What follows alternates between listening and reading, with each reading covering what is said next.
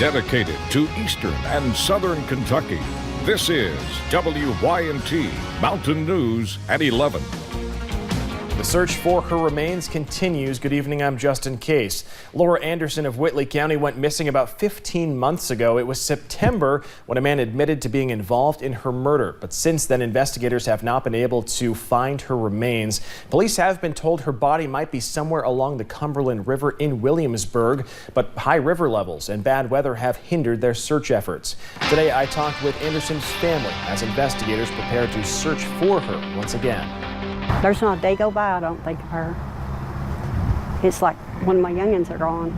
This is Frances Anderson, the aunt of Laura Anderson. She helped raise Laura from a young girl. She always stuck with me.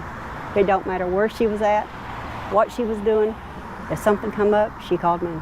Last September, Joshua Bauer admitted to his role in the murder of Anderson. Police have tried searching the area where they believe she was buried. If I see a light red-headed woman, I still kind of look like, you know, because there's no remains yet. Frances says she has accepted that her niece is likely dead, but without having her remains, she admits it's difficult for the family to move on. My mind won't let me imagine her laying there, you know what I'm saying? Even though I know she's not there no more, it might be a bone here or there, but it's just knowing that she's just left there. The Cumberland River has reached flood stage multiple times since police learned Anderson's remains might be along the river. That's made their search efforts more difficult. She don't want to do any kind of funeral thing, nothing, you know, because she's afraid if she does one now, that when they do find the remains, that it'll hit her all over again. With warmer weather and relatively lower rain chances, police are optimistic they will soon be back out along the river using water sonar and cadaver dogs to find Anderson's remains. If she's not here, she can't live. Why should they be out here being able to do what they want to do? You know, it's just not right. A family hoping for closure and for justice. Laura Anderson leaves behind multiple young children. Joseph Bauer is charged with murder among other charges. The police chief expects search crews to be back out in the area within the next 2 weeks. New at 11, officials released the name of a Laurel County man killed in a motorcycle wreck. This was the scene off of Kentucky 30 earlier today. Police say 42-year-old Elvis Johnson was not wearing his helmet when his motorcycle and an SUV collided. He was pronounced dead at the scene. Investigators are still trying to figure out what led up to the crash. Police are conducting a toxicology report, but do not think alcohol or drugs played a role. With the unofficial start of summer this weekend, more people are heading outside, but officials urge caution for both adults and children. Used needles are continuing to pop up in popular places. Local officials as well as health departments are asking people to look before you step because you never know where one might be tossed. Especially this time of year, it's around Memorial Day, schools letting out, people's cleaning up cemeteries. And unfortunately, as people get to cleaning cemeteries and more outside during the summer months, that unfortunately they do find needles. If you find a needle, make sure to report it to local law enforcement. We are less than 24 hours away from the election in Kentucky, and probably the most watched race is the Democratic primary for governor. The four candidates on the ballot are Andy Beshear, Rocky Adkins, Adam Edelin, and Jeff Young. The candidates spent their last day on the campaign trail encouraging Kentuckians to get out and vote tomorrow. Rocky Adkins stopped in Hazard today during his push to get supporters to the polls here in Eastern Kentucky. Rural Kentucky, regardless of whether you're in Western Kentucky or Eastern Kentucky, they're ready to have a seat at the table. They're ready for somebody that understands rural Kentucky. They're ready for a rural Kentucky governor. But I'd go ahead and say that we've worked the urban areas of this state hard. But it's not just the Democrats vying for a seat. Republicans are also making their final appeals for votes in tomorrow's gubernatorial primary. We talked with State Representative Robert GOFORTH today about his campaign for governor. He's among 3 Republicans challenging for Governor Matt Bevin's office. He says he feels confident less than a day away from the polls opening. As long as the people show up to the polls, and I think they will. We've traveled from Fulton to Greenup and everywhere in between. The connection has been great. They're ready for a Kentuckian to lead Kentucky once again. Tomorrow, the polls open at 6 a.m. and close at 6 p.m. Secretary of State Allison Lundergan Grimes predicts about 12.5% voter turnout. If you see any suspicious voting-related activity, call the Attorney General's hotline at 1-800-328-VOTE.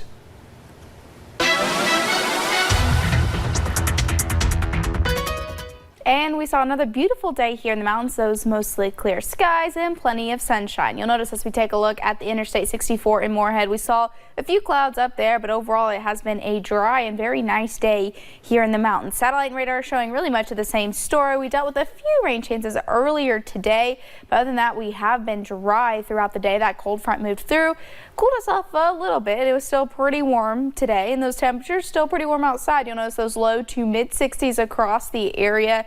So very comfortable. So as we head throughout the rest of those overnight hours, really it's going to be a very nice overnight temperature wise, and even just cloud cover wise. We're going to see mostly clear skies and a little bit cooler temperatures, but overall not looking too bad. And as we head into tomorrow, we'll see more mild temperatures again before temperatures really increase as we head into your Wednesday. We'll bring back a few scattered rain chances at some point this week as well. I'll have a look at that full forecast in a little bit. Justin. All right, Paige, thank you. There's a messy situation in Pike County with no end in sight. Since February, road crews have taken out nearly 800 loads of debris from a mudslide in the Little Robinson Creek area. That adds up to more than 23,000 tons of mud and trees. Road Supervisor Fabian Little says they need to take a unique approach to contain and clean up the slide. Normally, you don't want to mess with the toe of a slide, because if you mess with the toe, that just lets it keep sliding. But with the way this one is, it has the creek blocked and also the road. Fabian says typically a mudslide will take 1, maybe 2 days to clear. However, this one could take up to 1 year. Thankfully, no one was injured when the debris fell into the roadway. A Union College student aspires to inspire drug addicts to get clean. Ashley Langford recently graduated from Southeast Kentucky Community and Technical College and earned an associate's degree. Now Langford only needs 30 semester hours to graduate from Union College with a degree in criminal justice. She then plans to go to law school. Langford says she hopes her story will inspire others suffering from addiction to better their lives. There's a life after drugs that if you pursue and you continue and you fight and you work hard, that you'll be successful. Langford says she is now 1 year and 4 months sober. Students at Pikeville High School are helping adults in the community stay active while they let their children do the same. A ribbon-cutting ceremony took place today for outdoor exercise equipment that was recently installed at the Pikeville City Park. The equipment was paid for with a $10,000 grant from the Kentucky Valley Educational Cooperative's Student Senate Community Challenge.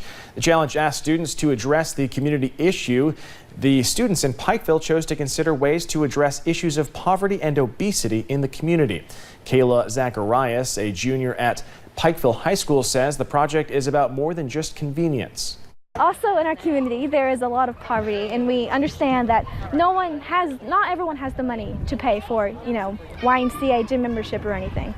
And plus it's in walking distance, public, easy to get to, which is very important. City Manager Philip Ellswick liked the idea so much that he extended the project to include similar equipment at Bob Amos Park. Kentucky's overburdened foster care system, the problem has not gone away. Right now, there are more than 20,000 children in Kentucky in active abuse or neglect cases. But there's one program that's helping them through the system. Miranda Combs shows us the volunteers appointed by the court to work with these children. The number of children in Kentucky being abused and neglected will make your stomach hurt. Last year, there were 26,000 cases of abuse and neglect that were court active, up almost double from just a few years ago. The average case runs about 2 years. Can you imagine the amount of social workers and foster home changes a child would have to go through over a 2-year period? Here's just one example. A newborn went to 7 foster homes in Fayette County in his first 7 months of life. On the day of his adoption, the judge told those in the courtroom if it hadn't been for CASA, this happy ending wouldn't have happened. Here's what I have observed. Here is what I have observed. Here is what the child is telling me. CASA stands for Court Appointed Special Advocate. They stay with 1 or 2 children tops from the beginning to the end of the court process. They are the child's friend, a stable ally in an incredibly unstable environment. They work alongside social workers, but they are volunteers, not pushed and pulled with dozens of cases like social workers can be. CASA volunteers also get more information than social workers. They have access to medical records, school records, and more. I think you can say we bring all the pieces together of the puzzle and sort of began to put it together. And here's CASA's newest piece to the puzzle. To the visit, she's happy. She's happiest when she's working. She loves to work. Matilda is the first dog in Kentucky trained specifically for CASA kids. I'm not her client. Her client are the kids. Matilda can go with the CASA volunteer on visitations to foster homes, and she can come to family court on those awful days when kids have to show up too. They will open up and tell this dog things that they maybe won't tell other people. A child has to testify in front of their perpetrator, which is often known to them. Could be mom, could be dad. This dog can go in with the child. They can take control of her leash. She can downstay for 4 hours. It provides comfort to them. Some of the things young children have whispered to Matilda are unspeakable truths of abuse. And then the little girl I was telling you about we visited, but she had not disclosed anything. She laid down on the floor with her. She said she wanted her in her room. And so she laid on the rug in her room. And so she said, "Oh, Matilda, I love you so much." She said, "You're so nice to me." And she gives courage. After meeting with Matilda, he wrote a letter to the judge saying that he never wants to be hit again. She's trained to bring tissues to children. She can put her head on laps and go in for a hug. They are tricks, but Matilda's real gift to her kids are her instincts to understand the children who don't understand what's happening themselves. CASA does such a good job for us. And by having Matilda added to their team, it's wonderful because, as you've heard, Matilda is helping a particular child on my docket who has post-traumatic stress syndrome for the trauma that the little thing has experienced in his life. Family Court Judge Kathy Stein says she needs CASA because the volunteers come in with no baggage, just support for the child. And Matilda, well, everyone needs her, even the judge. There's something about a dog, particularly this trained dog, but the instincts that these animals have to calm you, to put you at ease, and to put some joy in your life. In Lexington, Miranda Combs, WYMT Mountain News. Currently, CASA operates in 56 Kentucky counties. They hope to be in 80 by 2021.